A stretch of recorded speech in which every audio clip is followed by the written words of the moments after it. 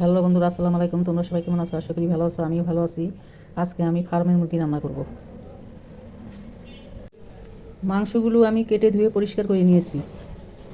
বেরেস্তা করা ওই তেলের মধ্যে পেঁয়াজ কুচি দিয়ে ভেজে নিব।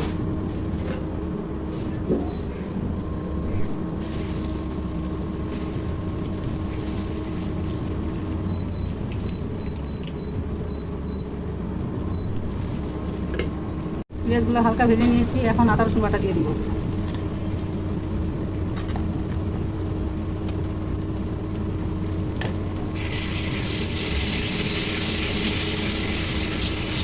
আদা রসুনটা ভালো মতো ভেজে নিব। আদা রসুনের কাঁচা গন্ধ যতক্ষণ থাকবে ততক্ষণ পর্যন্ত আদা রসুনটা ভেজে নিব। আদা রসুন ভাজা হয়ে গেছে, এখন মশলাগুলো দিয়ে দিব। লবণ, মরিচ, ধনিয়া, জিরা, হলুদ দিয়ে দিব একসাথে। এখন একটু পানি দিয়ে কষিয়ে নিব।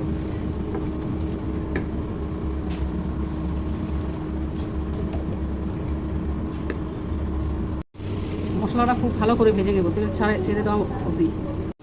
মশলাটা খুব তেলের মধ্যে ভালো মতো ভেজে নিব। মশলা যত ভালো কষা হবে তরকারি খেতে তত টেস্টি হবে।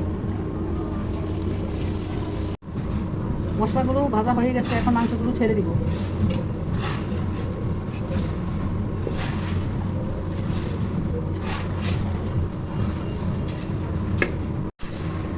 তেজপাতা, লবঙ্গ আর দারচিনি তিনটা মশলা একসাথে দিয়ে দিব। নেড়ে ছেড়ে ঢেকে রাখবো, অল্প আছে।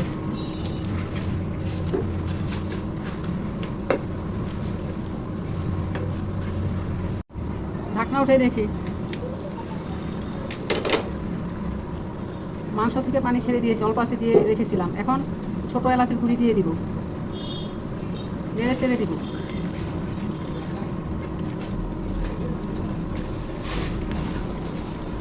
একটা মিডিয়াম সাইজের টমেটো আমি বেটে নিয়েছি, এখন দিয়ে দিব।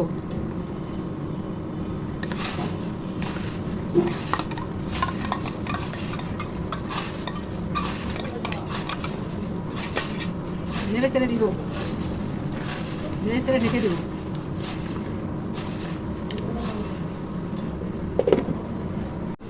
ঢাকা উঠাই দেখি। এখন জয়ফল গুঁড়া আর জয়ত্রী দিয়ে দিব, নেড়ে ছেড়ে ঢেকে দিব। এখন বেরেস্তার কুচি ছড়িয়ে দিব তরকারিতে।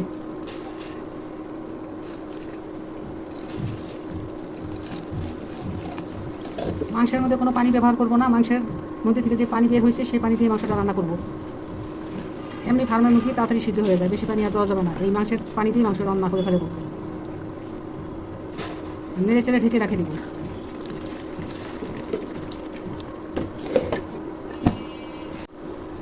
মুরগির মাংস রান্না হয়ে গেছে, আর 5 মিনিট রান্না করব, তারপরে চুলা থেকে নামিয়ে নিব।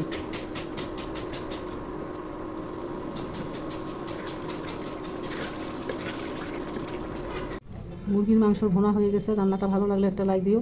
আমার ইউটিউব চ্যানেলটা সাবস্ক্রাইব করে আমার ফেসবুক পেজ ফলো করো। খোদা হাফেজ, বাই বাই। নতুন কোনো রান্নার রেসিপি নিয়ে আবার আসবো।